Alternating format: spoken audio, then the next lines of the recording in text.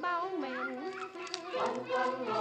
đã 10 năm rồi quê ta bao đổi thay rồi, từ biển xa đến rừng núi cao, xanh tươi bốn mùa rộn vang tiếng hò khoan lệ thủy trên dòng sông Kiên Giang dạt dào tình quê.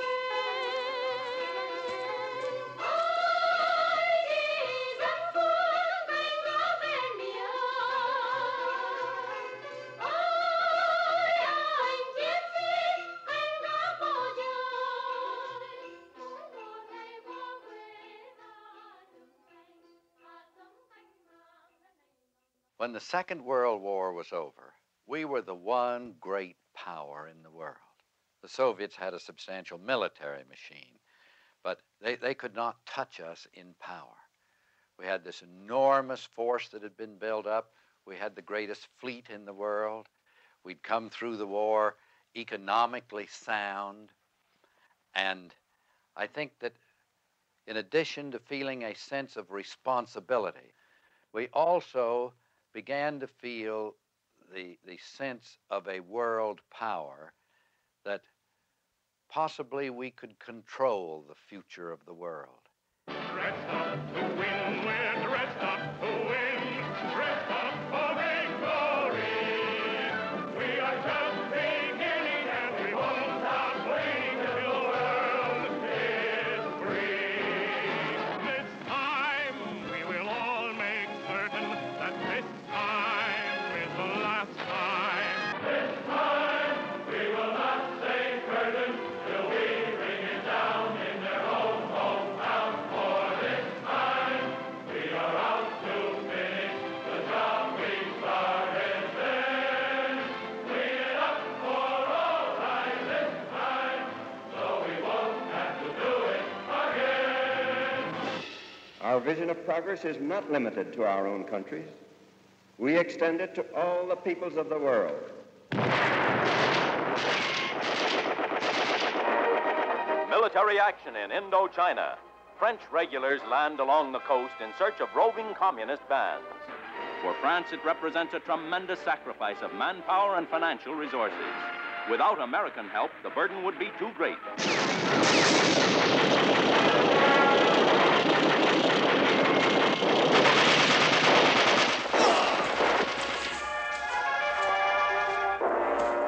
I do not expect that there is going to be a communist victory in Indochina. Nous étions au Quai d'Orsay et Foster Dulles se rendait à Genève où j'allais le rejoindre 2 jours après. Et il me prit à part dans l'embrasure d'une fenêtre du salon du Quai d'Orsay et il me dit: et si nous vous donnions 2 bombes atomiques? Je suis le seul témoin, nous étions 2. I affirm, Senator Secretary Dulles offered me 2 atomic bombs. 2, neither 1, neither 3, 2. If Indochina goes, several things happen right away. The Kra Peninsula, the last little bit of end hanging on down there, would be scarcely defensible. The tin and the tungsten that we so greatly value from that area would cease coming. We don't see the end of the tunnel, but I must say I don't think it's darker than it was a year ago, in some ways lighter. Yes. So we must be ready to fight in Vietnam, but the ultimate victory will depend upon the hearts and the minds of the people who actually live out there. Throughout the war in Vietnam, the United States has exercised a degree of restraint unprecedented in the annals of war.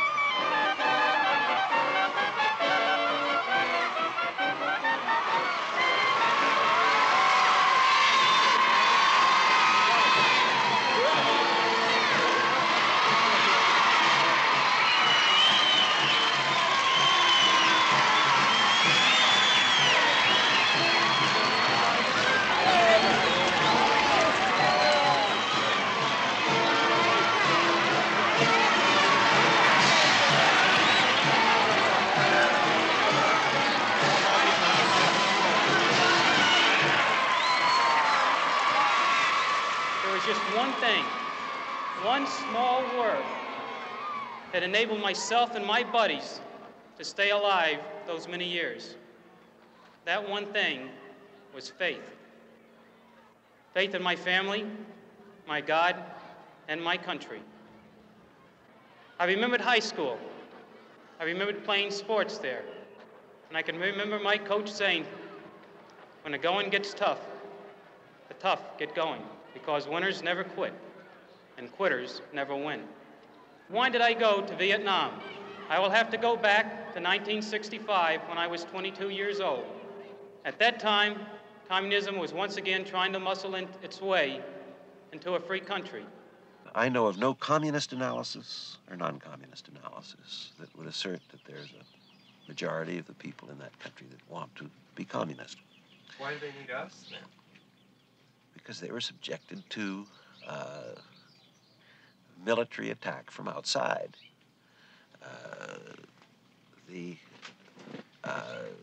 Are you really asking me this goddamn silly question?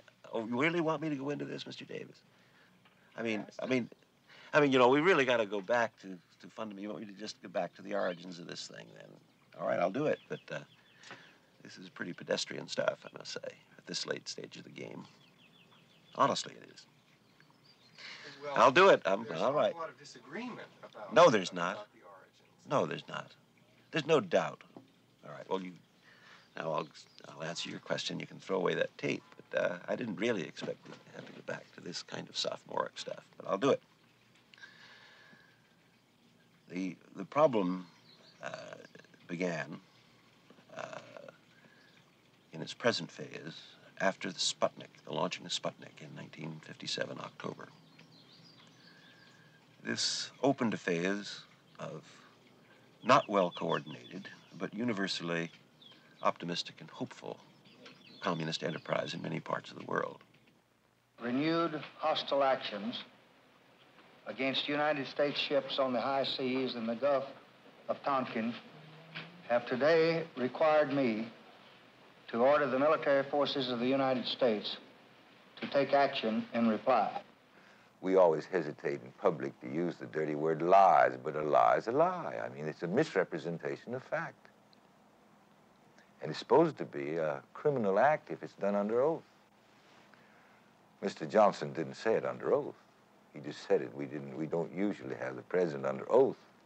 There are those who ask why this responsibility should be ours. The answer, I think, is simple. There's no one else who can do the job. If necessary, I am ready to go back. We all must be ready.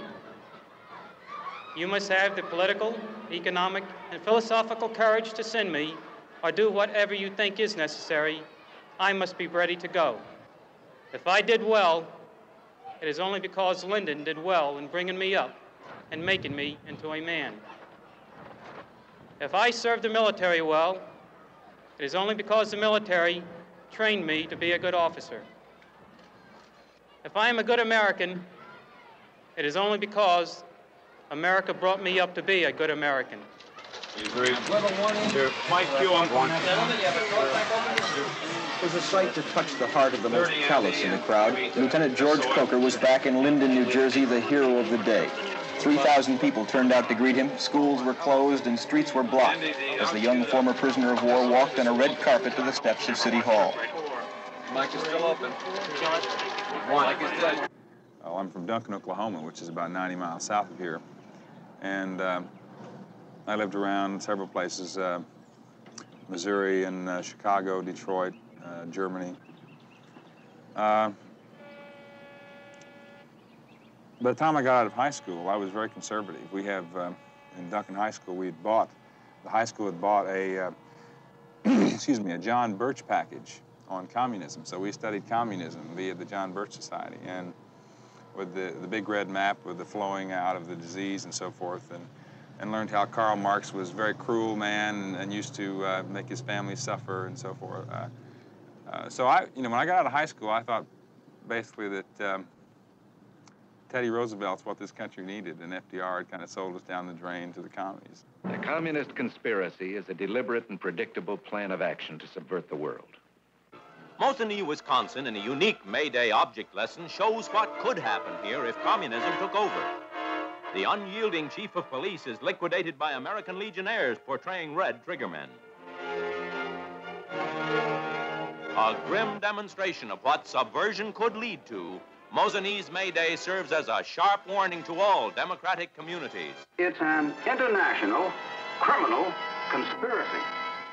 Before we know it, we're going to turn our backs around someday, and before we know it, the whole United States, we're going to turn around one day and see nothing but VC. Or not VC, but communism. We're going to turn around and say, what happened? People just walking in with riots, drugs, you name it. They're tearing us down from inside out. In 1917, when the communists overthrew the Russian government, there was one communist for every 2,277 persons in Russia. In the United States today, there is one communist for every 1,814 persons in this country. If we lose Indochina, Mr. Jenkins, we will lose the Pacific, and we'll be an island in a communist sea. Go ahead. How did it go? Oh, Mother. I swear that I am not now or ever have been a member of the Communist Party. Feel better? Of course, when you get down to communism, I've been fighting communism since 1951, actually. I always looked at, the American fighting man as being, like a warrior of sorts, due to, my background, the way my mother brought me up. She always spoke of the warrior societies of our tribe and of the different tribes around us, and how that these men always had to work to gain the respect of the people around them, and how they had to live more or less a life dictated to them by the society that they belonged to, and it was extremely hard. I looked around, and from listening to my uncles and a lot of my relations, they had been in the Marine Corps, and they always told me that the Marine Corps was the hardest service to cope with physically and mentally. And I naturally wanted to be the best at that time, and I looked at the Marine Corps as being the elite of the elite, the warrior society in the United States. Now, it might sound cliche-ish to say that my country may always be right, but right or wrong, my country. But that's how I felt back in '67. And during my senior year, I said, I've got an obligation to serve. I've got to fulfill it. There's no reason physically why I would be exempted. And therefore, I'm going to enlist.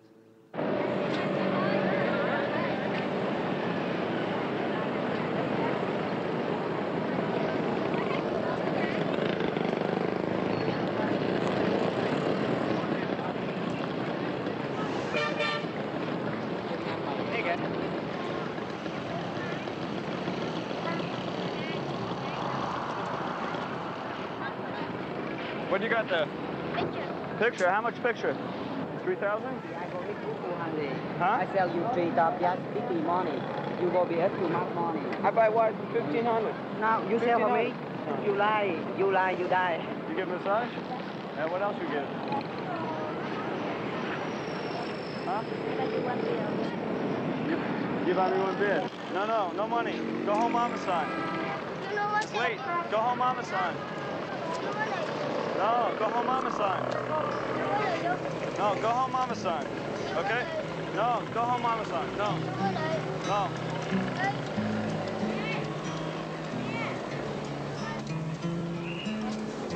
Huh? How much? You? It's too much. It's beaucoup. Yeah, for sure.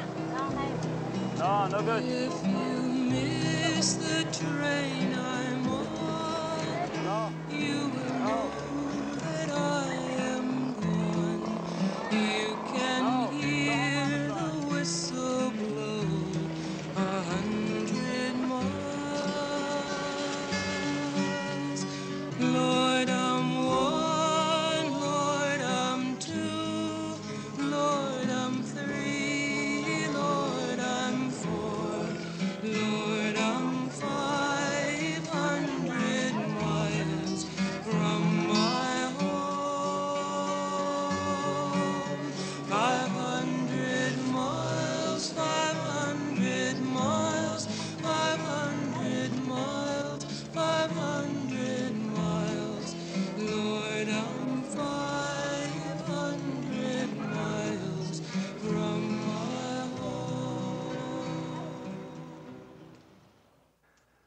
We thought of ourselves, I think, as trying to defeat communists, accepting a view of the Walt Rostow kind of view of covert aggression of some kind, the kind of view that enabled you to think of the conflict in really World War II terms. That was an unquestioned assumption. It had an idealistic flavor to it, but it was the underpinning of an imperial policy, basically. I shared the assumption very easily and felt it as an idealistic one, really. We were doing something for them. I recall that I was in the New York area at the time, and I stopped by to see General MacArthur, who I had known for several years. When he greeted me, he made quite a prophetic statement. He said, "Westmoreland, I see you have a new job." He says, "I hope you appreciate that this new assignment is filled with opportunities, but fraught with hazard." And indeed, this was a prophetic statement.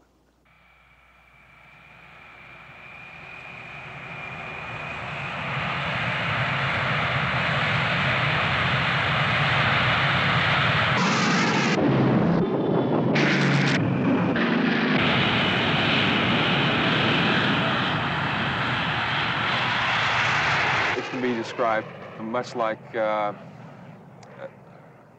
singer doing an aria, you know, that's totally into what he's doing, you know, totally feeling it. He knows the aria, and he's experiencing the aria, and he knows his limits, and he knows whether he's doing it and doing it well. Flying an aircraft can be a great deal like that. What's a race driver feel like? When does a guy want to drive an Indianapolis 500 and go charging around there?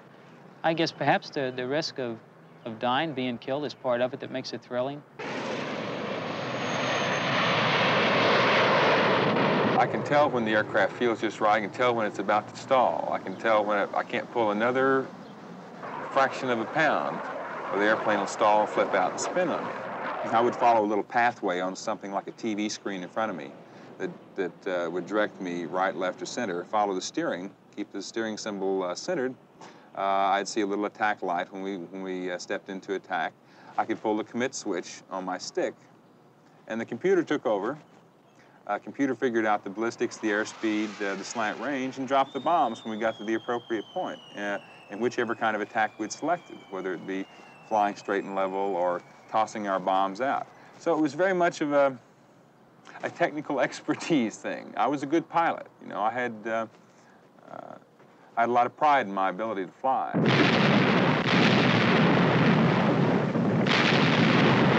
You're up there doing something that mankind has only dreamed of, the flying, especially at night in an all-weather aircraft. The A-6 is one of the few that can really do it the way we did it.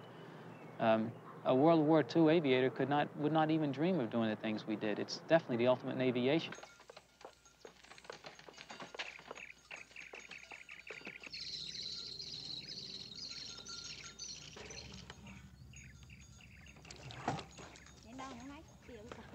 Almost everybody has blown off firecrackers. The thrill you get when you see something explode as a child, or even as an adult almost. You put something in a can and watch the can blow up or blow up in the air.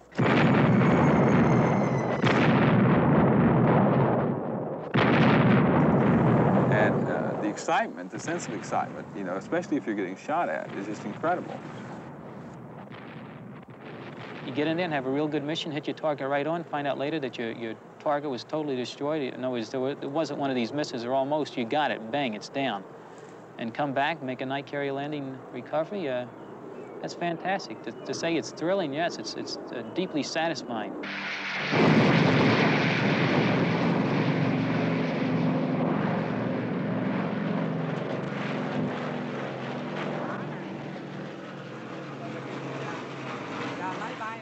The planes again.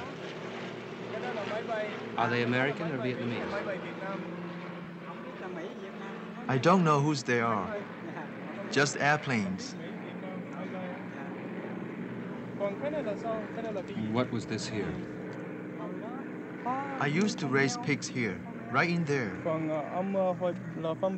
Where was the kitchen?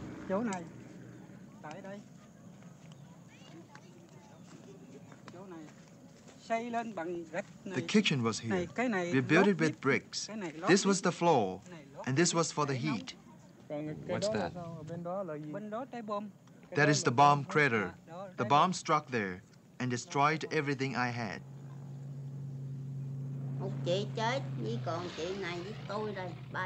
An older sister died, and I have another older sister left. Yes, there were just the three of us, but then one died, and I'm supposed to live in a house over there. But now it's just a heap of rubble. How old was your sister? 78. What did she die of? Bombs. Bombs were dropped here the other day, and they killed her.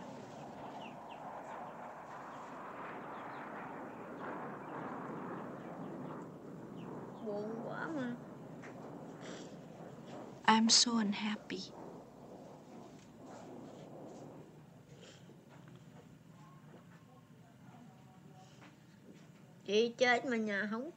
My sister died, and I've got no home left. I've moved in with my sister here. I've been wounded. Can't do anything for a living now. I'm old and weak. I've got nothing to sell, nothing to do.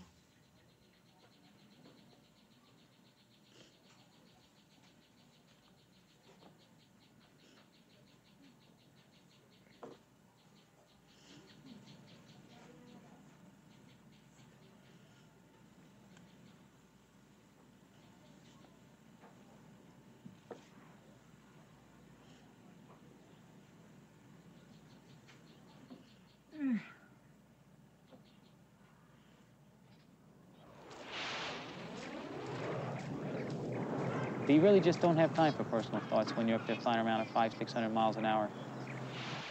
You might call it an electronic war in a certain way. I didn't have time to think about anything else. If you wanted to later, you might. But it was all business. It's just strictly professionalism. We had a job to do. We went out and we did it. Never could see the people. You know, you never could see. Occasionally you saw the houses when you were bombing around a village or bombing in a village. You know, you never heard the explosion. You never saw any blood or any screams. It was very clean. You're doing a job. You're an expert at what you do. I was a technician.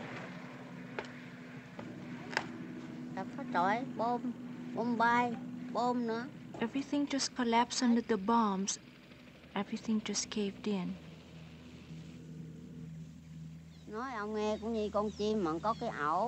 It's like a bird and its nest. The way things are with the house in a rubble. The bird comes home and finds no nest. Where am I to find a place to sit and work for something to eat? Even a bird needs a nest it can go back to, crawl into for sleep and food.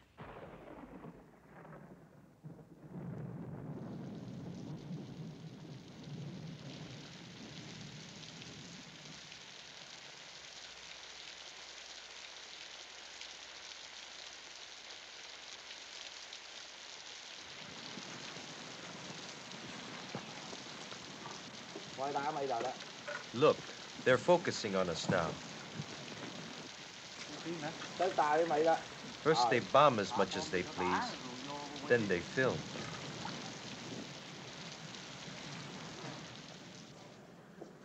Nous avons lutté contre les Chinois pendant 12 siècles. We fought against the Chinese for 12 centuries. We fought against the French for 100 years. And finally, when the war was lost by the French in 1954 at the Battle of Dien Bien Phu, the Vietnamese were liberated from foreign oppression.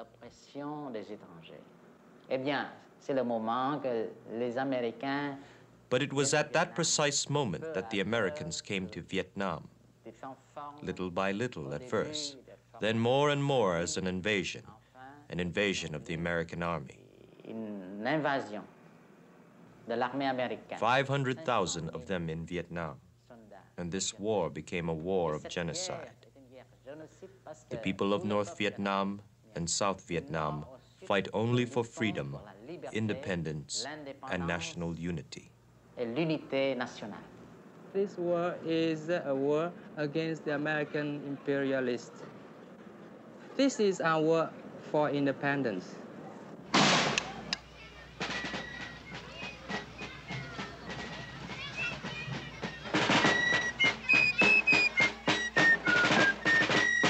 What we are trying to put across here this afternoon is to get you to realize that these weren't mythical, hazy people from the past. These were very real people. When they rose up against the most powerful army in the world, they were actually putting everything on the line that they had: their homes, their wealth, their past, and their future. We hold these truths to be self-evident, that all men are created equal, that they are endowed by their Creator with certain unalienable rights, that among these are life, liberty, and the pursuit of happiness. And when you judge the revolution and the problems and the success we had, it was a two-way street. A good many of the citizens at the time of the revolution actually stayed and fought with the British. It was close to being a civil war in many areas. You actually split many families. Thomas Jefferson said the tree of revolution is, or the tree of liberty is, what, watered by the blood of revolution every generation. I think that's a little exaggerated, but there's some truth to that. The war had come to Westchester County, but so too had independence and a new responsibility. Well, men are getting killed, men are killing. That's the parallel. As far as politics, are you kidding? Oriental politics? Don't put me on, man. And his weapon yet? We're still looking for it, over. You got a weapon? No, sir. He had one, man. This guy's got ammo. I'd like to medevac this guy. If we get him patched up, we might get some information from him, over. The people who are living in the jungle under the bombs, without pay, without their families, are doing so because they're fighting for independence, because they're fighting, in this case, for unification, and they're fighting for revolution.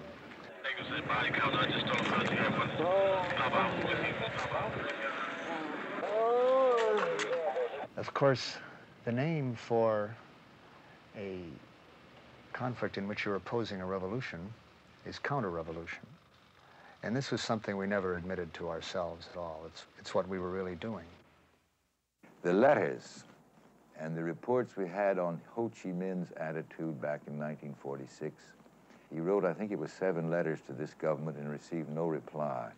The pathos almost, the sadness that here's a man who felt and believed the United States would be sympathetic to his purpose of gaining his independence from a colonial power.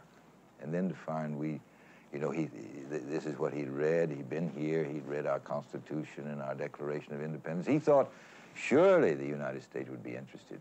We had testimony in the committee that his one worry was that it was so insignificant. Vietnam was so far away and so insignificant, we would never bother about it. It's too small to ever attract the attention of the United States. He was sure in his own mind that if we would ever put our minds and focus upon it, we would be for him. How different history would have been for us and for them if we had felt a common interest in the colonial province like Vietnam, seeking its independence of France. The Ho Chi Minh of '56, I don't think could have got elected dog catcher in South Vietnam. Ho Chi Minh dead could beat any candidate we've ever put up in Vietnam. You asked me about my oldest son, Bing. He was a graduate of Harvard, 1965, and he was not a soldier at heart. But he realized, I'm sure there's no question, he realized that he was part of a big job that had to be done, and he was gonna do it the way he did everything, full out. And he went out on this mission, Mead River, and it was a big assault mission bringing elements to this area just south of Da Nang along the railroad line, and they encountered heavy, sustained automatic weapons fire, and the helicopter ahead of him, I believe, was shot down, and then he went in, and his helicopter was, he was actually killed in flight. That's what these, and the airplane crashed, and he was killed. His co-pilot was very badly injured, and I think there were 12 out of 15 or 16 of the people aboard were either killed or badly hurt.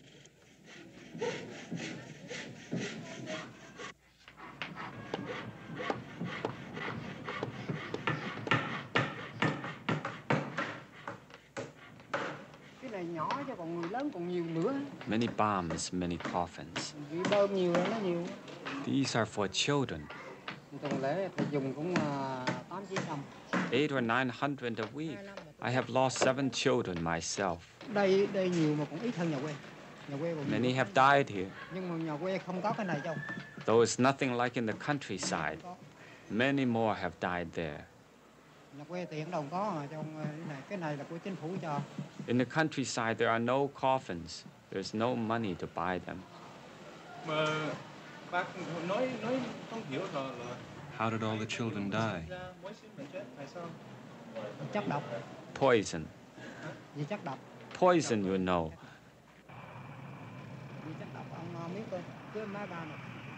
These planes keep spouting and spraying the stuff, and so many people have died. It seems to destroy their intestines. With this spraying and bombing, so many have died.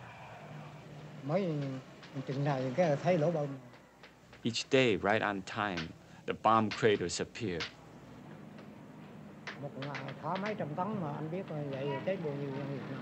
Hundreds of tons are dropped each day.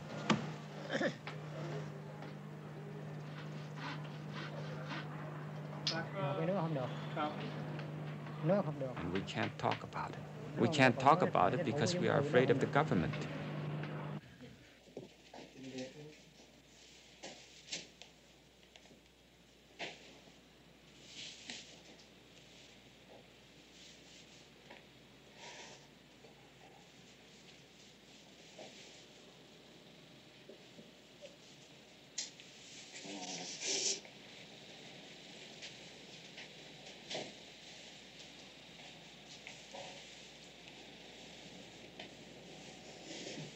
Look nice.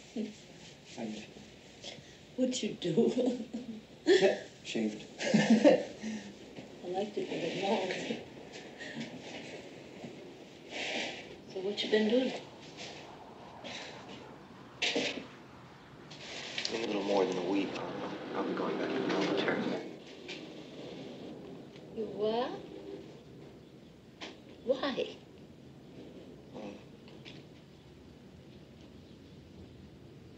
After what they've done to you?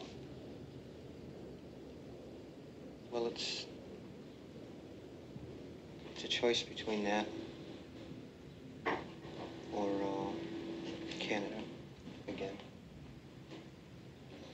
or staying underground, which is, as you know, impossible. Have you been in contact with them? No, but I've got a lot of support. You'll get the same deal Mike's getting. Well, it's going to be a different type thing. See, I'm going back publicly. We're having ad hoc congressional hearings. Yeah. It's really been building up over the past couple of months now. And what it is... Be able to be there? Of course you're going to be there. I'm going to try to get Ronnie there, too. Because you know what I feel about the Army? All these people holding their heads high because they lost a son in Vietnam or something. I don't think that's much to be proud of. They've lost more than they'll ever gain for the rest of their life. I wanted them.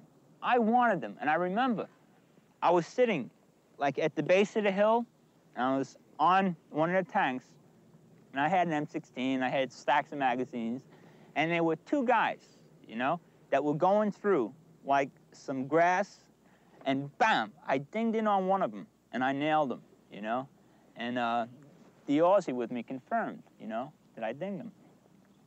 And I felt good, and I wanted more.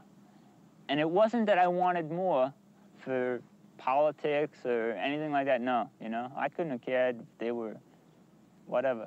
I just wanted them because they were the opposition. They were the enemy. Stinking little savages. Wipe them out, I say. Wipe them out. Wipe them off the face of the earth. Will we ever understand these Eastern races? Hit me, Poon, soon.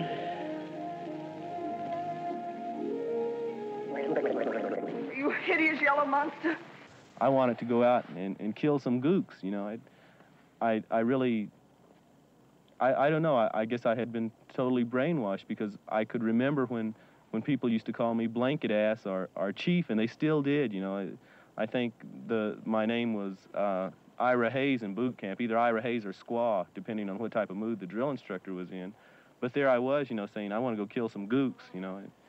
They were instructed to remove the eyes of the individual and place them in the hole in the middle of the back. And that would say to the Vietnamese, you have to understand that whoever did that was ubiquitous. In other words, the eye being the symbol of ubiquity, or of all-present, all-powerfulness on the part of the Saigon government, which is an easy message for the local villagers to get.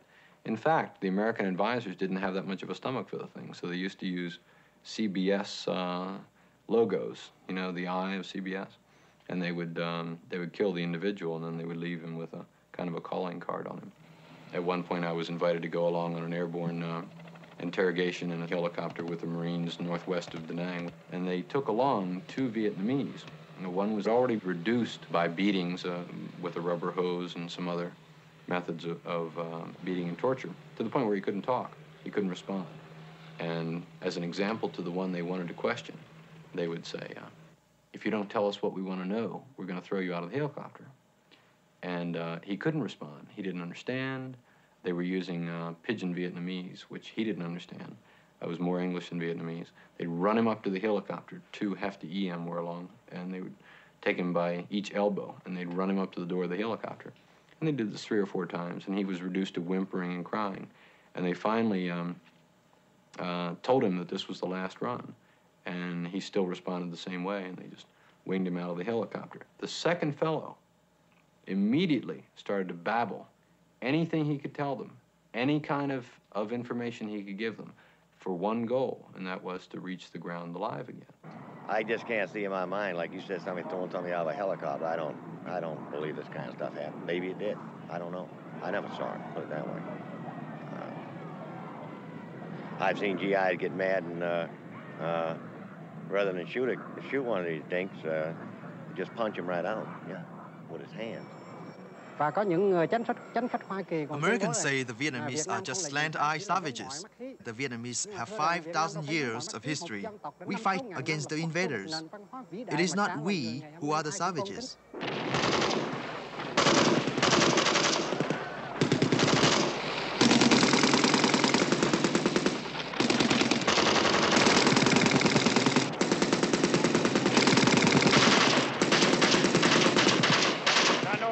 That's the worst thing. Riding around and running the sewers and the gutters anywhere. Be anywhere. Just hope you can stay alive from day to day. If I just want to go back home and go to school. That's about it. You lost any friends? Quite a few. We lost one the other day. The whole thing stinks, really. The dude in the foxhole with me, he was dead. And like, you know, here come the Jets, and everybody's, yay, Jets, you know, do it to them and all this shit, you know, get these motherfuckers off our ass, you know. Because they were digging in our behind real good. And like the Jet came in, and he said, yay, Jet, get him. And you see him swooping on around, yay, Jet, get him. And he came over that way and let it go, and he said, uh-oh, you know. And you could see it's a napalm canister, because you can tell them, because they spin asshole over head, you know, backwards as they're tumbling through the air, coming down. Big silver dollar. And the thing is just tumbling down, you know it's coming right at you, you know. And like, wow, the napalm hit, I grabbed this dude and just put him up over my head in the hole like that. And fucking napalm went down the whole line, man. Just creamed everybody in the line. 35 dudes, man, just burnt. Post-toasty to the bitter, you dig.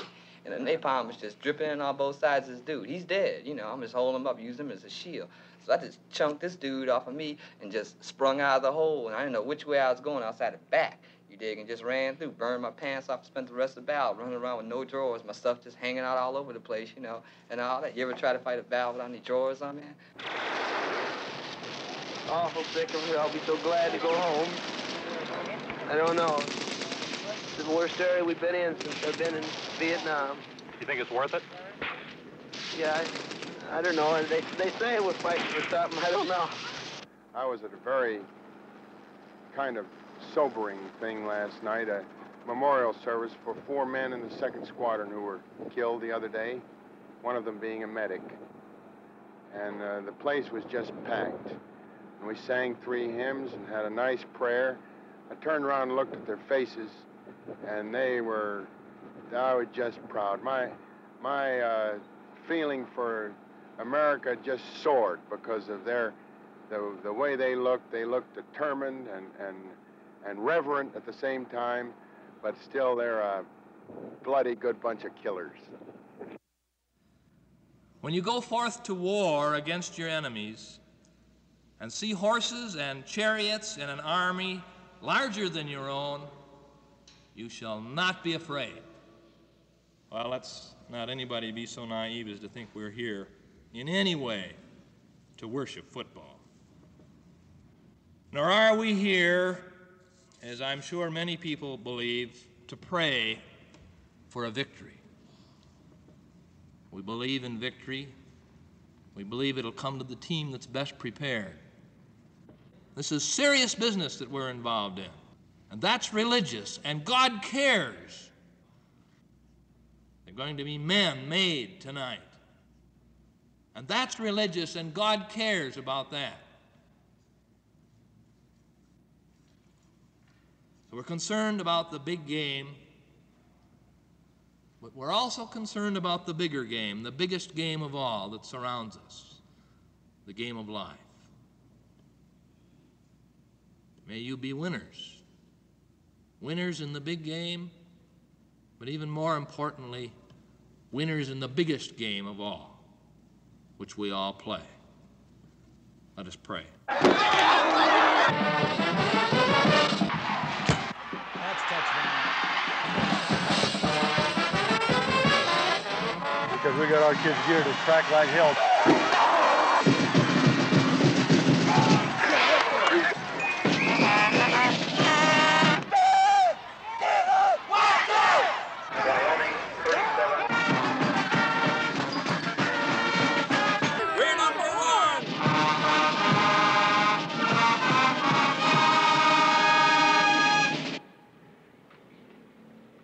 They're number 1, no matter what happens. You're number 1. Wow. Why don't you just say wow? Toy oi means wow? Yeah. Like, toy oi means like, wow, you know? Hey, you should check out the hickeys I gave this chick, man. Yeah. One on each side. It's a place where she can't hide them. Really? Yeah. See, this one right here? Give her this one. And this one, this is the first one right there. It came out kind of nasty, you know? No can do, I know. Maybe he did. He's not dead. Wake him up. What? Huh? Why he's no heart? Because you don't wake him up. Hey, Charles, you getting anything out of yours? What do you mean? This one's starting to go kind of sour on me, you know? So keep it going, man. Huh? Keep it going. I'm trying to. But, well, try. You know what it is about these chicks down here, you know, like they're, well, what would you want to do except for, you know, Alabalo and, right? Hey, you're number 1. This one got a set of knockers, man. Oh, this one is stupid. You won't take your goddamn bro. I'll take it off Flora. Take it off Flora? That's the name of the game. Here. You know, Number 10. Ah, no, number 1. What? Hey, Charles? What? Yeah. It's about time. I got a minute now. You don't be mad at me, okay? It took you long enough, you know that.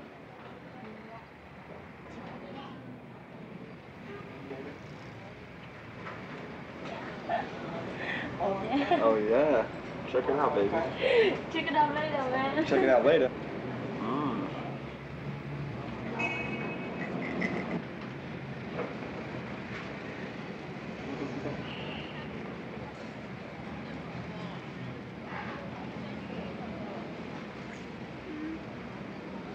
You know, if my chick at home could see this now, man, she'd flip.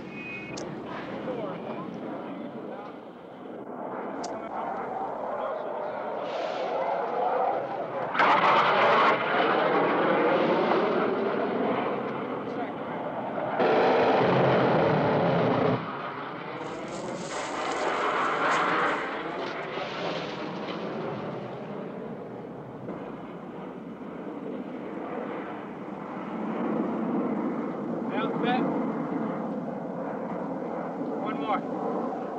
Yeah, this man here. Where's it lead to? Here, it goes back around the other side where it blew it.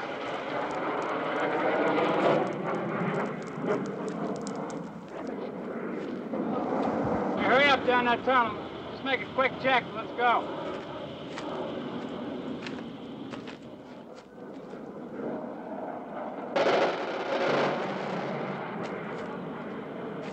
Okay, well, hurry it up. Check it out quickly.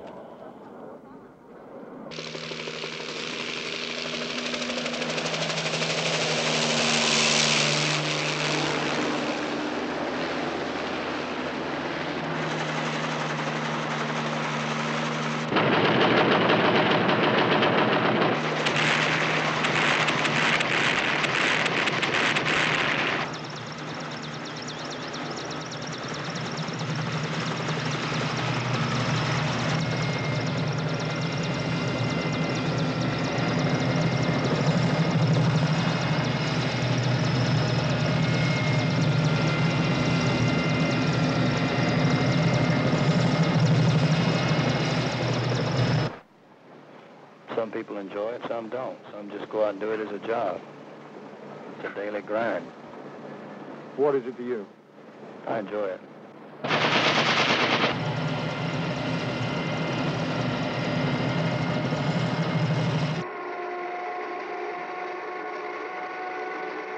Now, I know that he will have a very important message for each one of us.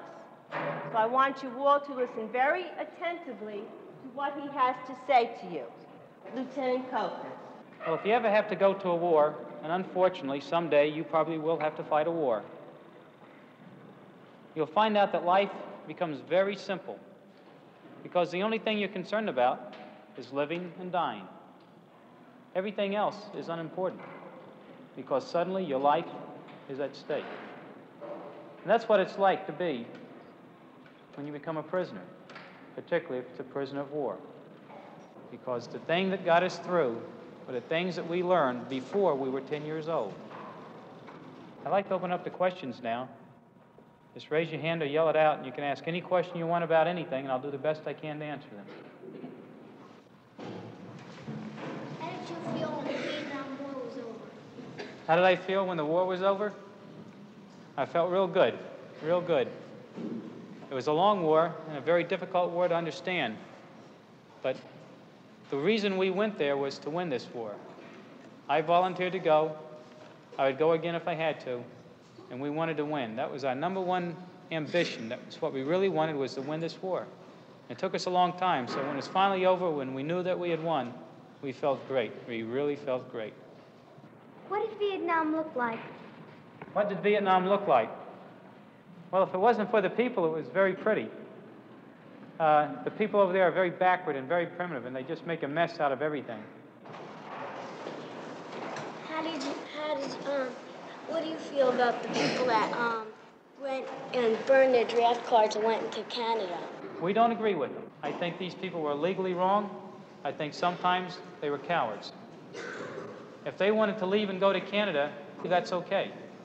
But they can't come back, though. In other words, they have disagreed. They say, we don't like your country, we don't like your people. They're saying that to you and me. You know, I don't like you, so I'm leaving. Well, fine, that's okay. There's no reason to hate a guy for that, because that's also his right. But he can't come back. Instead of helping and aiding the Vietnamese people, I saw that we were party to their deliberate and systematic destruction. The Vietnamese were all considered less than humans, inferiors. We called them gooks, slopes. Their lives weren't worth anything to us because we've been taught to believe that they were all fanatical and that they were all VC or VC sympathizers, even the children. Many of us, however, began to understand through our personal experiences in Vietnam the depth of the lies and deceptions practiced upon us and the American people by our country's leaders. It was they who trained us to kill without question and to hate our enemy, the Vietnamese. They concocted such phrases as kill ratios, search and destroy, free fire zones, secure areas, and so on to mask the reality of their combat policy in Vietnam. I make no apology for this act of resistance. I could do nothing else at the time. But underground life has become intolerable to me. So I'm here today to draw attention to the true facts concerning my case and the cases of tens of thousands just like me. We are not criminals to be hunted and imprisoned. Over 500,000 of us have deserted the military since 1965. Most of us have already returned to the military to be punished with jail and bad discharges that will be carried around for the rest of our lives. And it is a supreme irony to be prosecuted by the very same men who planned and executed a genocidal war in Indochina. Now, inside this hearing room, Eddie Souders has surrendered himself. Urged on, he says, by a hand-to-mouth underground existence, which still nags at many of his fellow deserters who continue to look over their shoulders. Paul Udall, NBC News, Washington. How was your sound? One more time.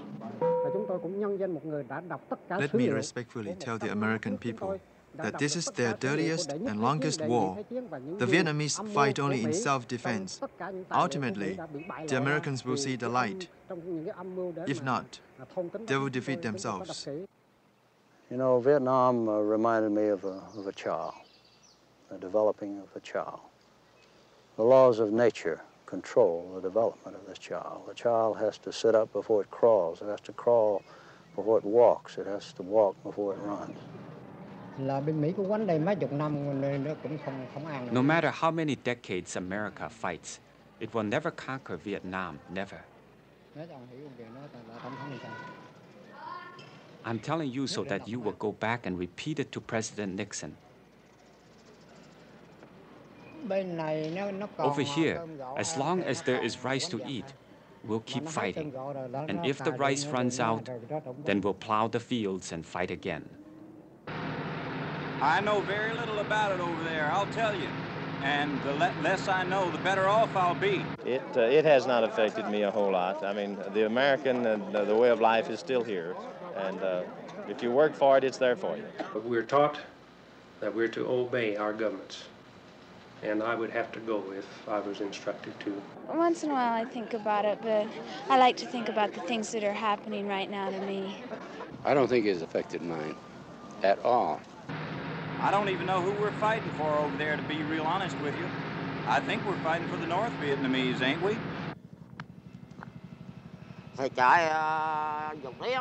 I fled from Dao Tien to go live in Sui Dua. Then I was allowed to go back. I went back and stayed in Ben Chua. While I was in Ben Chua, trouble broke out again. So I was taken up to Cô Tắc. I was picked up again and sent to Ben Chua to be lumped together with the others. My house burned down while I was away. Once more, I got sent to Cô Tắc.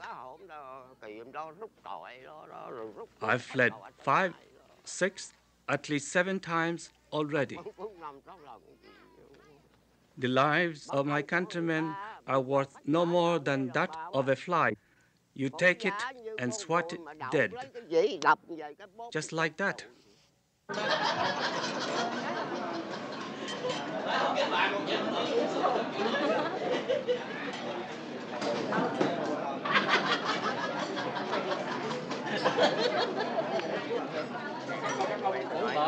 Nhào vô đó nha. Nhào vô đó nha. Cái đường ra có gì đâu. Chưởng vô cái chưởng ra nè. Chưởng vô đó, Tâm Hồn chưởng vô đó, chưởng ra nè. Cái đánh bại muốn bà hết trơn chưởng ra. Ê, mỏng mỏng đó nha, đừng có làm vậy không có ngon mấy anh. Vợ ở trong cũng vậy đó, lót mỏng mỏng nó ngon. Ladies, let me tell you, There once were some women amusing themselves, and one pushed the other onto a table. The lady's falsies broke the table in two. If a table breaks, think of what would happen to a man's face. Watch it, they're filming. Don't make jokes. People in America will think we're ridiculous. We have about 15 companies now, including insurance company and tractor company.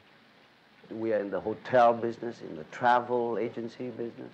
We are the exclusive dealer for Ford in the country, Ford cars.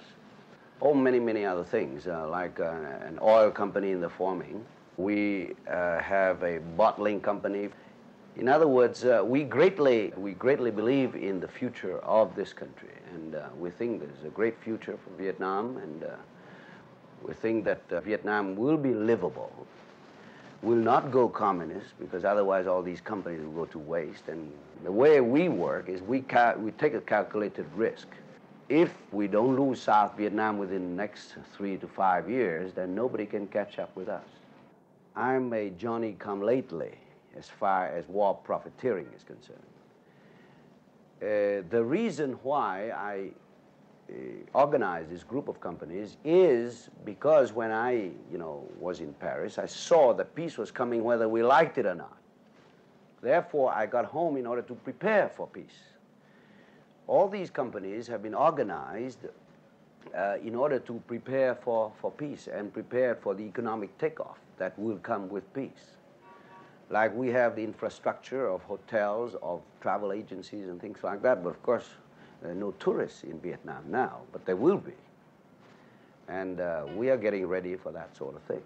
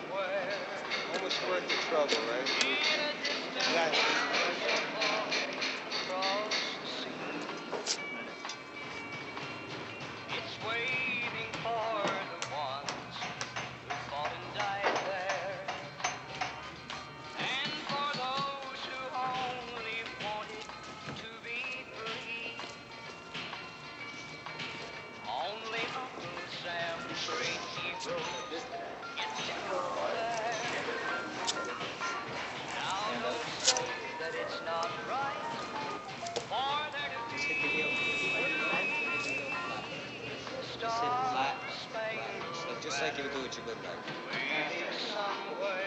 Try to walk me. Cause it's waving there for you and for me. Well, there really isn't that much. We're just walking, and we were walking on a patrol, and we ran into an ambush. About 6, 7 guys really got hurt. We ran into a battalion ambush, they said it was. And it was supposed to be one of the ambushes of Ted's season, one of the biggest. And we called in two or three medevacs, and they got hit. So finally, the last one came in, got us out. And from that, I never saw any of the other guys that I was with, except for 1 or 2, and that was about it. Most of the guys that we keep in touch with are the guys in the hospital. They usually have a reunion once a year. About it, there's really not that much to talk about. And here we are for one thing that we said, and I don't give a shit now. I don't care about the football game now. I don't care about anything now. The one thing that we want to show these bastards was masculine pride, didn't we? Is that we come down and show them a great masculine effort? And what the piss you doing? What are you doing? Get good, guys! God damn it, Tommy! Don't let them beat us! Don't let them beat us! Don't let them show masculine pride! Let's go!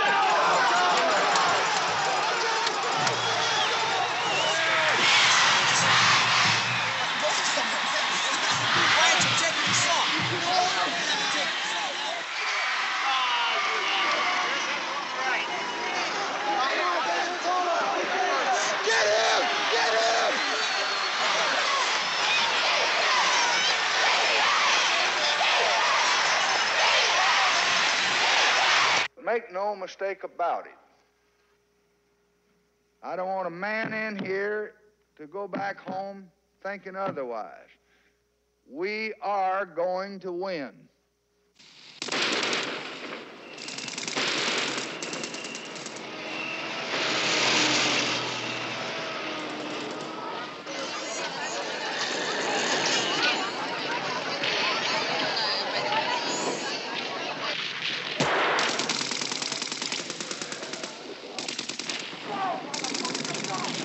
Since the Lunar New Year, the Viet Cong and North Vietnamese have proved they are capable of bold and impressive military moves that Americans here never dreamed could be achieved.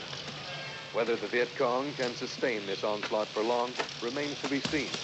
But whatever turn this war now takes, the capture of the U.S. Embassy in Saigon for 7 hours will be a story to rally and inspire the Viet Cong. Don North, ABC News, at the U.S. Embassy in Saigon. I knew that, as was the case in the Battle of the Bulge in World War II, that after the enemy exposed himself, we would defeat him, he would be weakened, and if we could follow that up through the use of the maximum military force that we could bring to bear on him, through the bombing, through the mining of the harbors, through the cutting of his lines of communication, by moving in and cleaning out his sanctuaries, the enemy would have no choice but to come to some accommodation. In the beginning of 1968, General Westmoreland needed 206,000 more troops. We met hour after hour after hour in the Pentagon, and I started in and asked the Joint Chiefs of Staff, how long do you think that we'll still be in the war? None of them knew. Do you think that the 206,000 men will be enough? Nobody knew. Well, might we have to send more men? Well, possibly. Well, in 6 months, we don't know. A year, 18 months? I couldn't get answers to these questions. By the end of that 4-day interrogation, I was getting down by the end of it into very serious questions like, do any of you men, as you look at it objectively, do you find any diminution in the will of the enemy to fight? Well, they said, no, we guess we don't. Are they sending the same number of men down through the Ho Chi Minh Trail? Well, yes, and even they might be a little more. And how about our bombing? We've placed great reliance on our bombing. Is our bombing stopping them? No. Well, what is the amount of attrition that our bombing's causing? Well, maybe 10 to 15%. So I remember asking one question, well, if a North Vietnamese field commander in South Vietnam needed 1,000 men, they said yes. If he asked for, say, 1,200 men, 1,000 would get through. Well, that's right. Well, then he'd have the 1,000 that he really needed. Well, yes, that's so. Well, this type of interrogation, finally, by the end of 4 or 5 days, I must say that my thinking had undergone a very substantial revolution.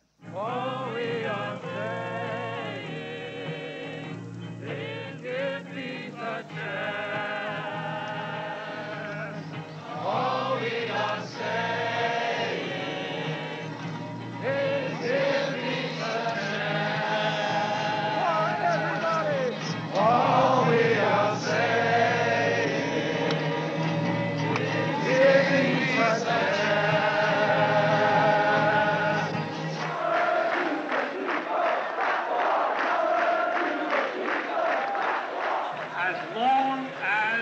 American president is commander-in-chief of the biggest war machine in human history, with bases on every continent. We are going to get into trouble. Our enemy is the growing militarization of American life. Our enemy is American imperialism, and there is an awakening. The enemy was on the ropes after the Tet Offensive was over. And it's like two boxers in the ring. One boxer has the other one on the ropes, but the man who is about to be the victor has his second throw the towel in.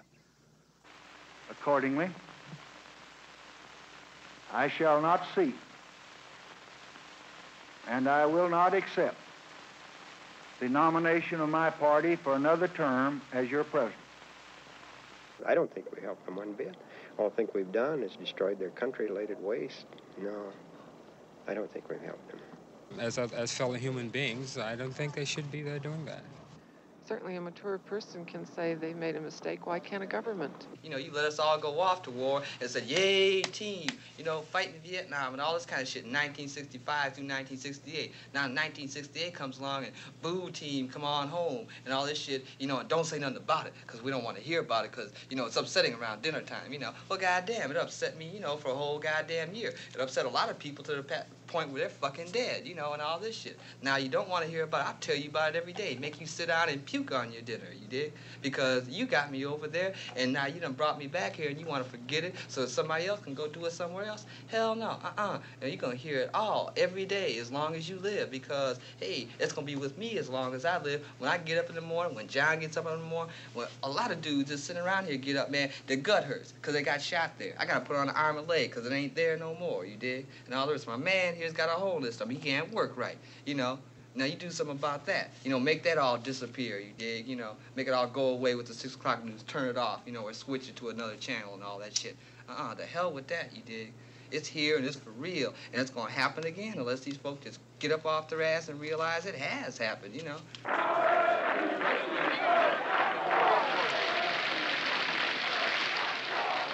The country is ready to pass a reasoned judgment on this war.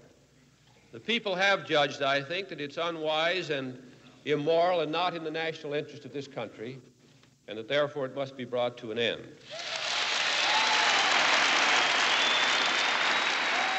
For 20 years, first the French and then the United States had been predicting victory in Vietnam.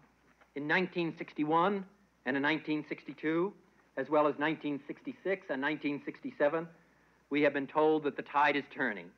There is a light at the end of the tunnel. We can soon bring our troops home. Victory is near. The enemy is tiring. Once in 1962, I participated in such a prediction myself. But for 20 years, we have been wrong. The history of conflict among nations does not record another such lengthy and consistent chronicle of error as we have shown in Vietnam. I had just given the policy line, stayed up all night with Adam Walensky and Peter Edelman, helping on a speech for Robert Kennedy, which proved to be his last speech given in San Francisco here at a businessmen's luncheon on Vietnam. I went up with some corrections last thing in the morning and shook hands with him in his bathrobe as he stood there, and then he came down from the Ambassador Hotel and got into a car. We were struck with how easy it was to get onto that floor and to approach him at that point. At the conference on lessons of Vietnam, of course, in the morning, I learned that Robert Kennedy had died.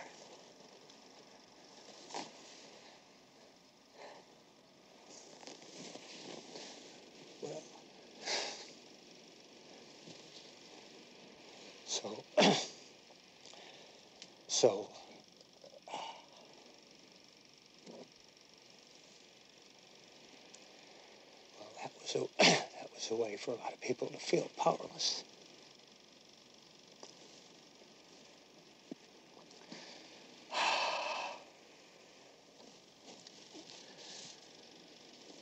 So it began to look as though there was no way to change this country.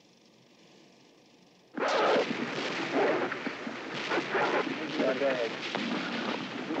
Right here. There you go, right here. Let's go over there on the green way, man. Perez? Give it to Biden. Biden? Y'all want me to go? Want him out there? Yeah. Hey, please, get blown in the road. Go.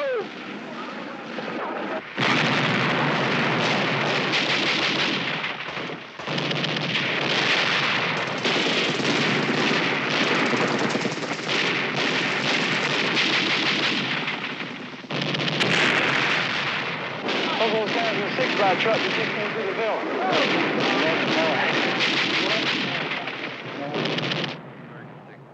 We'd been going down this road for so many years, and I had felt so strongly before that this was the right policy. that it was difficult for me to change. I know now that the domino theory was a false theory. I know now that we should not have become involved. As far as I'm concerned today, I have no hesitancy whatsoever in saying I could not have been more wrong in my attitude toward Vietnam.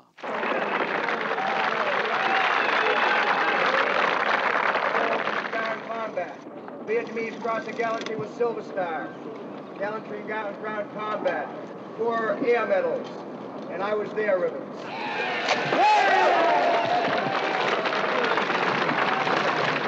And I got a colonel that's flying upstairs, and he's getting down on me, and he's saying, take the hill, take the hill, take the hill.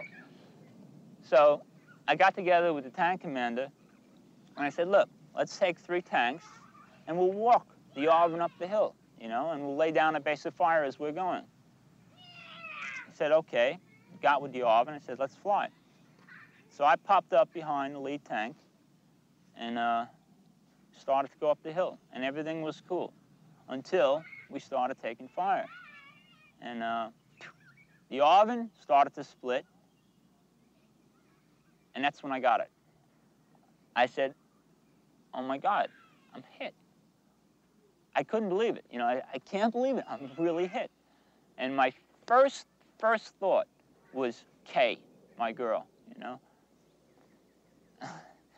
It's gonna sound stupid, but my thought was she'll kill me, you know. Here I was dying, and I was worried that she was gonna kill me, you know. But then I realized that I didn't have to worry because I was dying. It's all over, and for what, you know? My last conscious thought was, I can't believe it, I'm dying. On this shitty piece of ground, I'm dying, and I can't fucking believe it.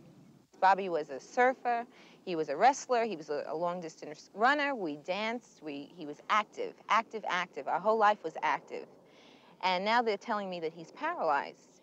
He couldn't believe it, and I couldn't believe it. Right now, Bobby's not a boyfriend, he's not a husband, he's not a brother. It's very hard. What hurts the most, and this is a purely personal thing, you know, right, wrong, or indifferent, that's how I feel. When I was in the Marine Corps, I remember I was down in Marine Corps barracks in Washington. They call 8th and I. And they had the Marine Corps drill team there.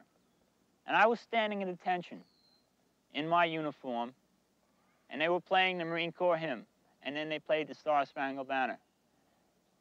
And I actually started to cry. I cried because I was so proud to be an American, you know? And I was so proud to be a Marine and in uniform standing there at attention. That represented so much to me in the way of life, and that's gone, you know? And that hurt. That hurts. That's what I'm bitter about. Johnny, get your gun, get your gun, get your gun. Take it on the run, on the run, on the run. Hear them calling you and me, every son of liberty. Over there, send the word over there. That the Yanks are coming, the Yanks are coming. The drums coming everywhere. So prepare, say a prayer. Send the word to beware. We'll be over, we're coming over, and we won't come back till it's over there.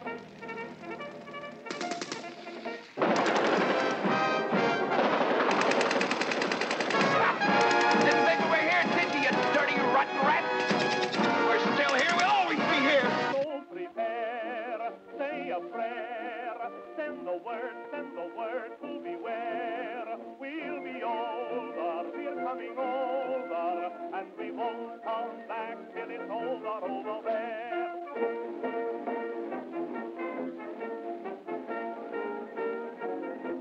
Truman lied from 1950 on on the nature and purposes of the French involvement, the colonial reconquest of Vietnam that we were financing and encouraging. Eisenhower lied about the reasons for and the nature of our involvement with Diem, and the fact that he was in power essentially because of American support and American money and for no other reason. Kennedy lied about the type of involvement we were doing there, our own combat involvement, and about the recommendations that were being made to him for greater involvement. President Kennedy lied about the degree of our participation in the overthrow of Diem.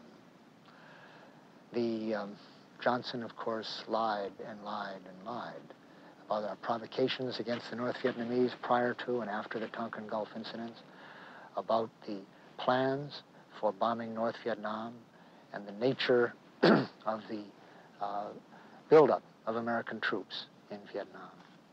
Nixon, as we now know, misled and lied to the American public for the first months of his office in terms of our bombing of Cambodia and of Laos, ground operations in Laos. The reasons for our invasion of Cambodia and of Laos, and the prospects for the mining of Haiphong that finally came about in 1972, but was envisioned as early as 1969. The American public was lied to month by each of these 5 administrations. As I say, it's a tribute to the American public that their leaders perceived that they had to be lied to. It's no tribute to us that it was so easy to fool the public. We have adopted a plan which we have worked out in cooperation with the South Vietnamese for the complete withdrawal of all U.S. combat ground forces and their replacement by South Vietnamese forces on an orderly, scheduled timetable. This withdrawal will be made from strength and not from weakness. As South Vietnamese forces become stronger, the rate of American withdrawal can become greater. Congratulations to Battalion 332 on your recent victories over the communists. We ask ourselves, when will peace come? And I tell you, if you chase the communists back to the north, there won't be any war in this hamlet. Help rebuild the houses. Help the people. Rid the hamlet of all VC so there will be no more suffering and destruction for ourselves and our compatriots.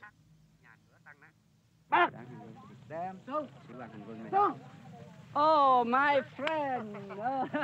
Good to see you again. You just come out, sir? Fine. Just got back, yeah.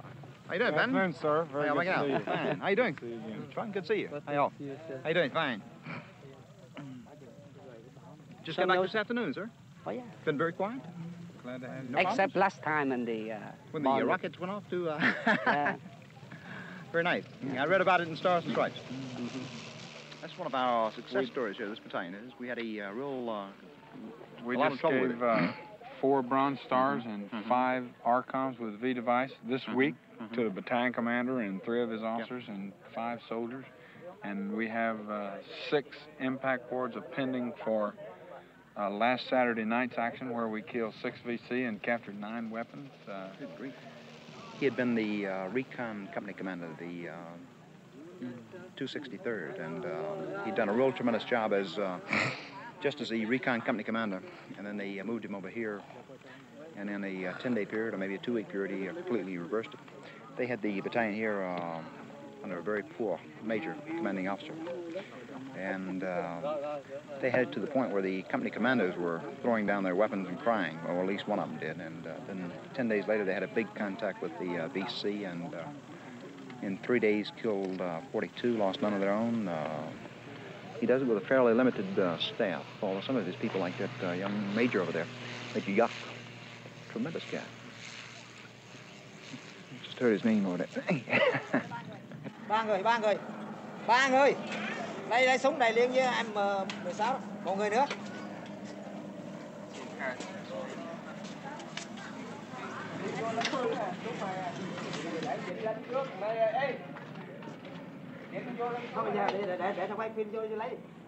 It's no surprise that in a very poor country, you can find people who will wear foreign uniforms, What has always surprised us, what we've never been willing to predict or understand, is that the Vietnamese communist leadership can find enough people to live in the tunnels, fight for nothing, wearing ragged shorts year after year under the American bombs.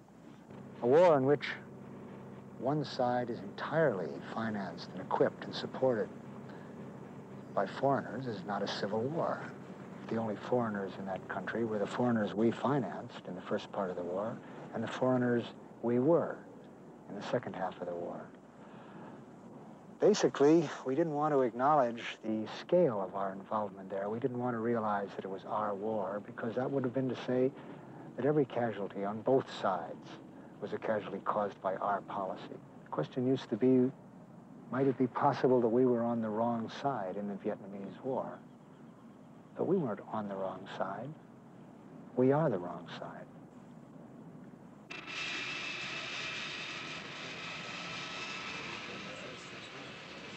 You have exemplified in your corner of the world patriotism of the highest order.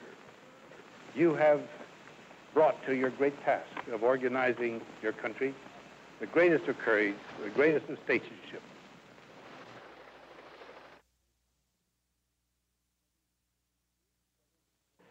J'avais deux possibilités. Ou I had two possibilities. Either I could submit to Washington's politics, every morning, yes sir, ou alors or I would have to resign. Bien sûr, comme soldat, je me You can be sure that as a soldier, I only submit very rarely. très rarement, si pour dire que jamais. And in fact, never. I chose the second solution, that of resigning. On the Vietnamese side, I would say the most encouraging factor is the promise offered by General Khan's government. Par un service de sécurité à la présidence. Through the means of a security service in the president's office, we taped all communications with the outside, all telephone communications. And fortunately, among these taped telephone communications, I still have the tape from which we can hear precisely General Taylor stating precisely that he wants me, General Khan, to leave Vietnam. Can you let us hear it? Certainement, j'espère que ça marche. On va aller voir. Certainly, I hope it works.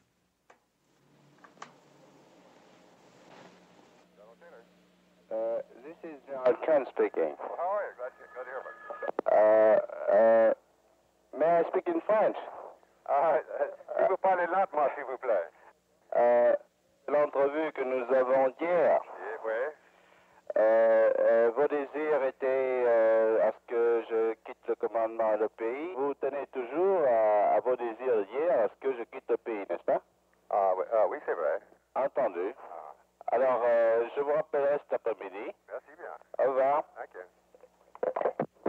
Well, Mr. President and ladies and gentlemen, as our joint communique indicates, President Pugh and I have had very constructive talks with regard to how we shall work together in the years ahead, working for the program of peace, which we now hope will all be the wave of the future, not only for the Republic of Vietnam, but for all of the countries in Indochina.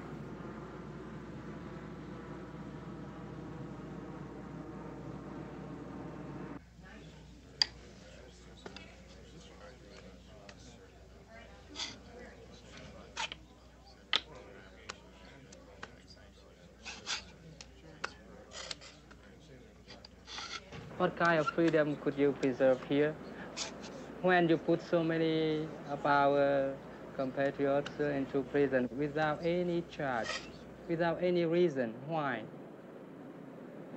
Just because that you want us to have freedom? What kind of freedom could you give us? We know that we only have freedom if we fight for it.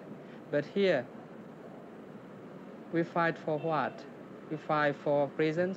Les gens peuvent être arrêtés à n'importe quel moment People can be arrested at any moment by any organization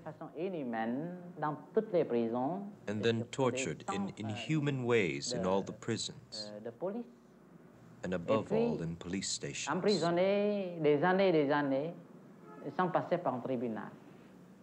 And then imprisoned for years and years without trial. Their only crime is loving their country. They had the courage to tell the truth. They asked for the liberation of political prisoners. They asked for an end to the war. They asked for peace, for national reconciliation. And all that is considered a crime by the government of Thieu. Bị bắt hồi 1968 ở trong nhà. Thì công an lại bắt. I was arrested in 1968.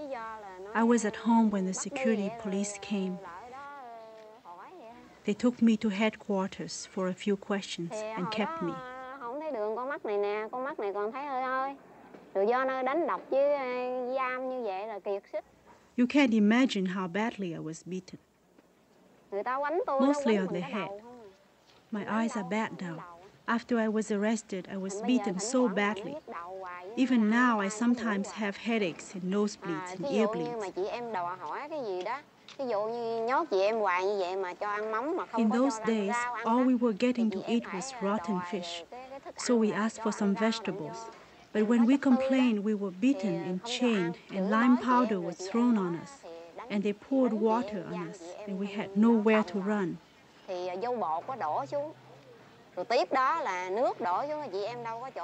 Our cells were this big, and we could do nothing but stand where we were and get the water and the lime all over us. Some of us lost our teeth and our hair, and when the lime got wet, it just boiled up, bubbling all over us. Our hair fell out and our skin became covered with sores. They said that if we were innocent, they would beat us until we were guilty, and that if we were guilty, they would beat us until we repent.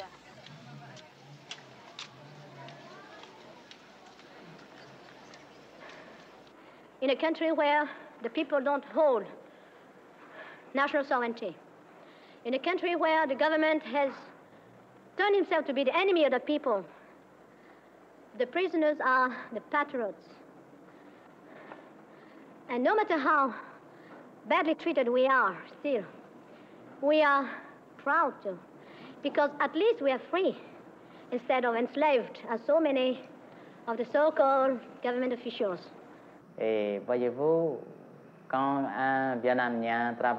And so you see, when a Vietnamese works for peace and for liberty, he is considered a communist. It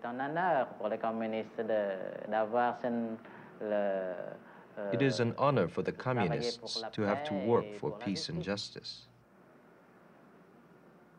So it is the government which gives validity to being a communist, because they continue to say that the people who work for justice and for peace are communists. You see? We were learning to be good soldiers back when you're 3, 4, 5, 6 years old. That's where good old mom is telling you to obey the local camp regulations. In this case, it's the house. And you start to learn to respect authority. And so finally, lo and behold, at 20, 22 years old, you find yourself in service, and you maybe take that last and final step where you become quite regimented in a military form of discipline.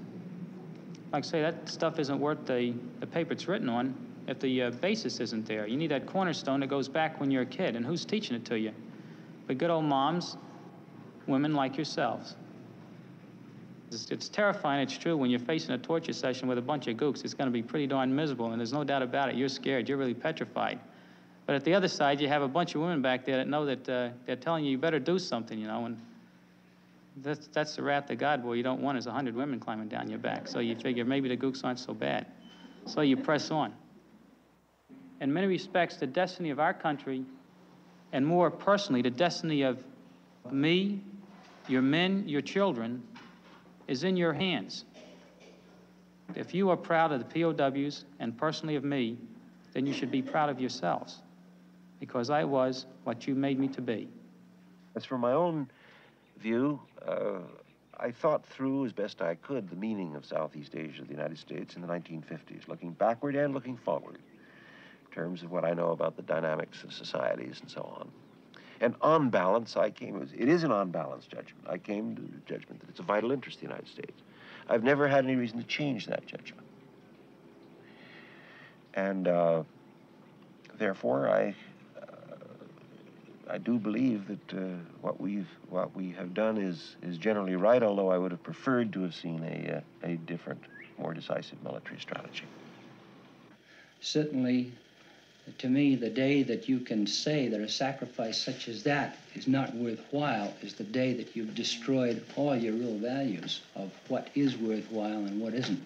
And there's no question in my mind that he and everybody else that did what he did, there is no sacrifice that was in vain, absolutely none. That down the line, that's the price that you pay for freedom, and that's the price that you pay for the kind of stature that we have, and it's the kind of risk you take to preserve the ideals that we have. He had just a tremendous sense of humor and just an amazing instinctive sense of what was important and what wasn't. I remember when I was getting ready for our oldest daughter's wedding, and I was upset because something or other wasn't going well, and he called up from Pensacola and he said, "How are things going?" And I said, "Fine, Bing, but such and such has happened." He said, "Oh, Mom, don't sweat the small stuff." And you know, it just made all the difference. I thought, "Hey, that really is small stuff, you know." And it was. And it made the whole thing much easier.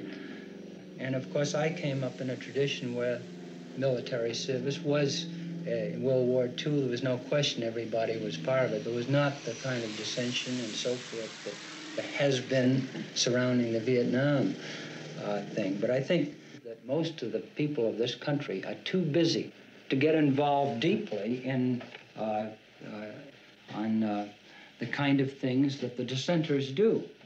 In other words, I think really the strength of our system, and I think it's a terrific system, is that you do rely on somebody like President Nixon for leadership. I think his team of people with him are outstanding, and to me, the leadership that he has shown and decisions that he has made really have, they're the kind of decisions I would expect from the president of this country.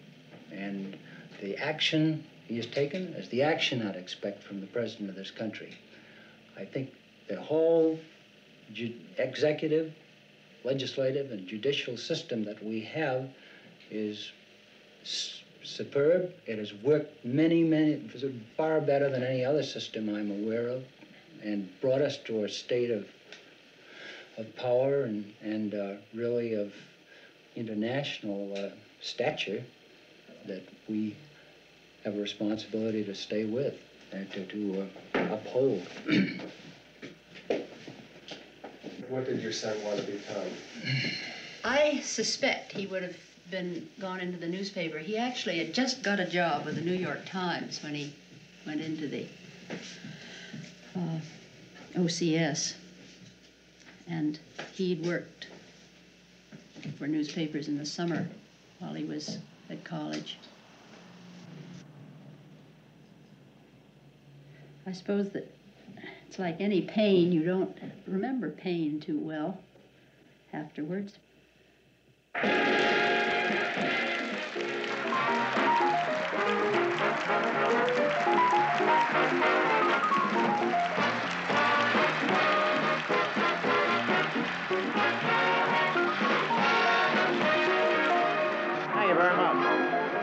Thank you very much, Mr. President. Dear people, I'm thrilled to be here with you guys. This is what I like, a captive audience.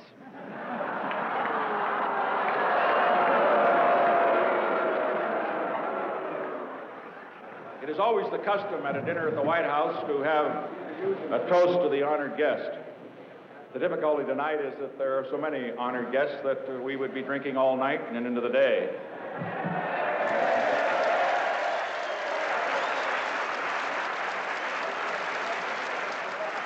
Somebody just said, what's wrong with that? The most difficult decision that I have made since being president was on December the 18th of last year.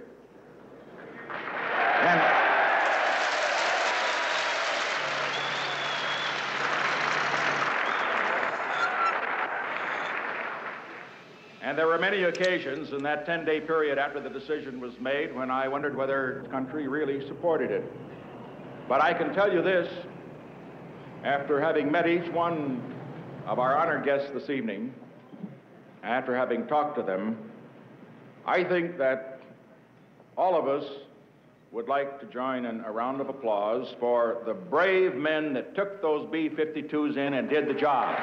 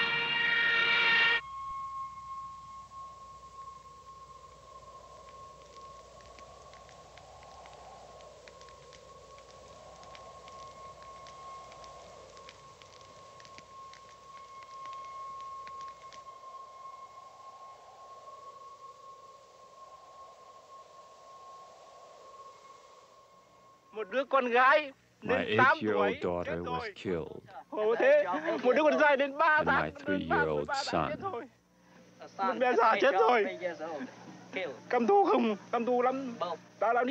Nixon, murderer of civilians. What have I done to Nixon so that he comes here to bomb my country? My daughter died right here. She was feeding the pigs. She was so sweet. She is dead. The pigs are alive. My mother and my children took shelter here. Here they died.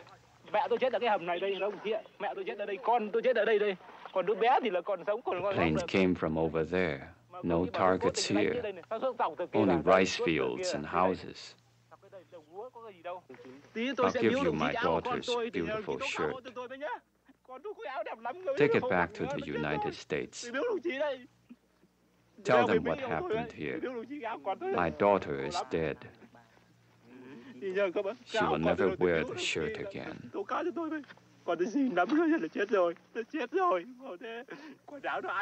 Throw the shirt in Nixon's face. Tell him she was only a little schoolgirl.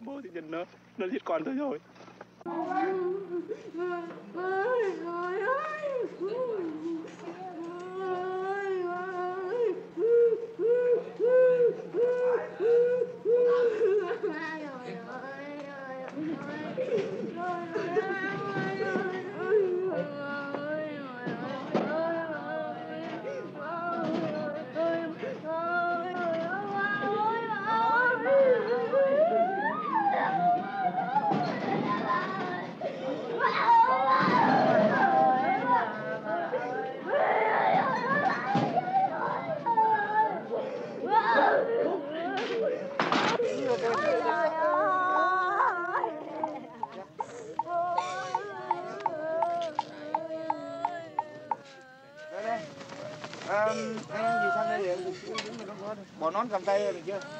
Hôm nay có cuộc quay.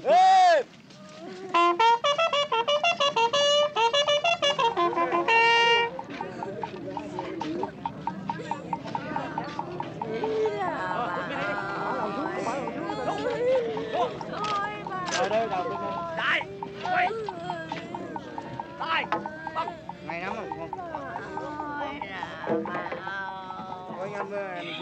Ôi bà ơi là bà ơi, con ơi là con ơi. Cho nó xuống lại thôi ơi. Cho tôi đi luôn. Tôi đi luôn, tôi đi luôn. Chúng tôi đi. Tôi không khỏe được anh ạ. Bà nghe chúng tôi. Thôi cứ việc vào cái mau rồi đi đón con. Bà Yên ơi. Mày quay ra lại rồi.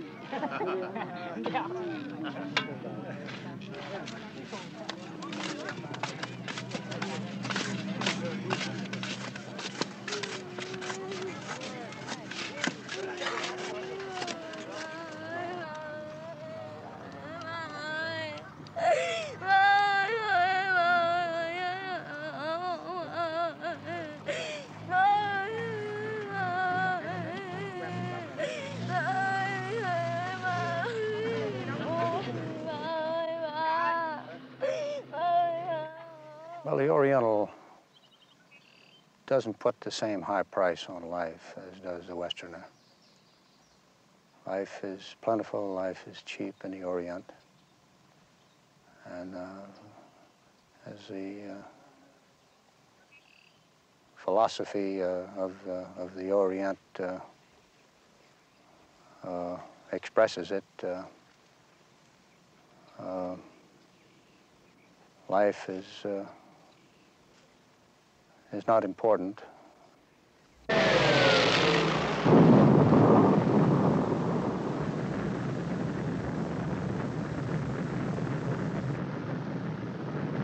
During the missions, after the missions, the result of what I was doing, the result of this game, this exercise of my technical expertise never really dawned on me. That reality of the screams or the people being blown away or their homeland being destroyed just was not a part of what I thought about.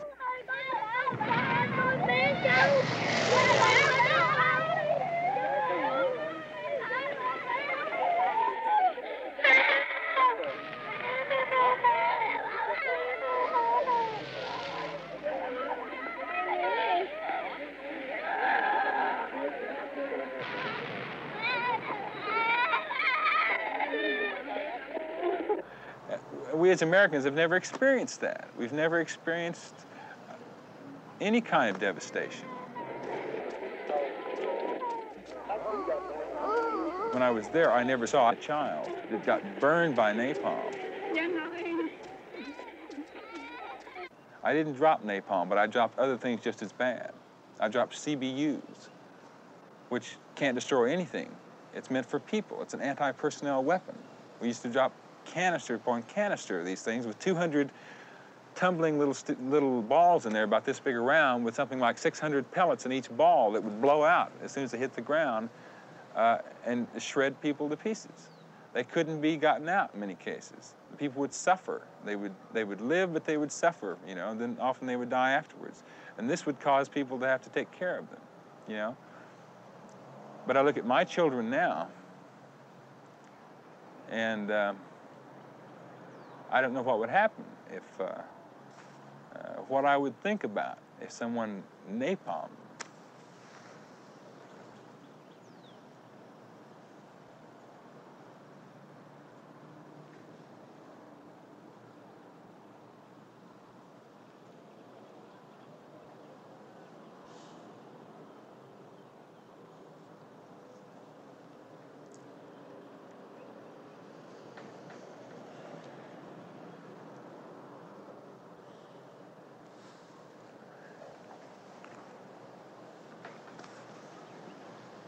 Do you think we've learned anything from all this? I think we're trying not to. I think I'm trying not to sometimes. I can't even cry easily. From my my manhood image.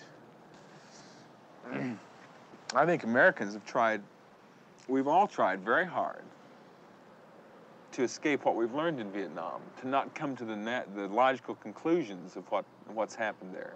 You know, the military does the same thing, you know. They don't realize that people fighting for their own freedom are not going to be stopped by just changing your tactics, you know, and adding a little more sophisticated technology over here, improving the tactics we used last time, not making quite the same mistakes. You know, I think history operates a little different than that, and I think that those kind of forces are not going to be stopped. I think Americans have worked extremely hard not to see the criminality that their officials and their policymakers have exhibited.